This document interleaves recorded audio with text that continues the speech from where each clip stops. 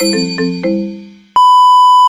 guys! Welcome back to my channel. Ito nga ay nag-trade na naman ang mga person. Marami nga ako nakikita sa Facebook na nagtitinda naman ganito kahit sa bayan ko sa Kainta. And this is the moment na nga guys at matitikman na nga natin ang nagtitrending na tiramisu. Kita nyo naman guys, so talaga namang ubos na yung mga tinda ni ate. Ang set of 3 pala nila nito ay nasa 799 pesos. Dahil nga tatlo kami, syempre yun na rin ang inabil namin. Thank you talaga beshi ko. Binusog mo na naman ako.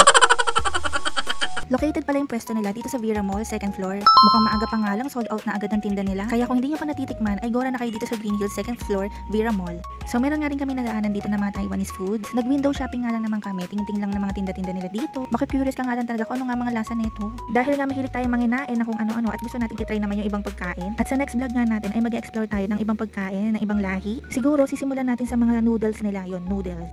Sa kaka-window shopping nga namin ay nakaramdam na nga ako ng busog. 15 minutes away lang pala kami dito sa Green Hills kaya minsan talaga naglalakad kami papunta dito. Kaya sa pag-uwi namin, lakad lang din talaga kami. Depende na lang kung may mga nabili kami may mabibigat. Ang ganda na kaya mamasyal dito sa Green Hills. Yung feeling mo na mamasyal ka sa Makati, para kang nasa Glorieta, yung mga ganun. Mapapagod ka na nga lang na hindi mo na iikot yung buong Green Hills. Na-assign din pala ako dito magtrabaho. Dati kasi yun yung gusto ko yung malayo yung bahay ko sa trabaho ko.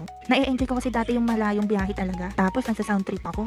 Ayun, tapos parang hindi ako napapagod. Yung gusto ko yung ganun travel. Kaya nga nasasabi ko talaga na malaki ang pinagbago ng Green Hills.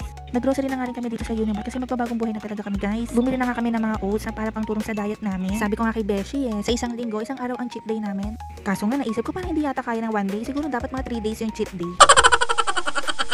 So magdi-dinner na nga muna kami guys. Dahil nga na-miss namin yung ice cream ng matcha dito sa McDo, dito na nga kami nag-dinner. Order ko pala dito yung chicken curry nila. Ang sarap niya guys kasi maanghang siya. Actually bata pa lang talaga ako, paborito ko na yung mga curry. Kaya naman nung nakita ko meron sila, ay hindi ko talaga pinalagpas. Tapos sundan pa ng matcha ice cream. Ay naku, solve na solve ako. Kaya nga gustong gumalan ng babae na yan kasi kakain na naman siya. So paano guys, hanggang dito na po ang aming vlog at kami ay lalafang na.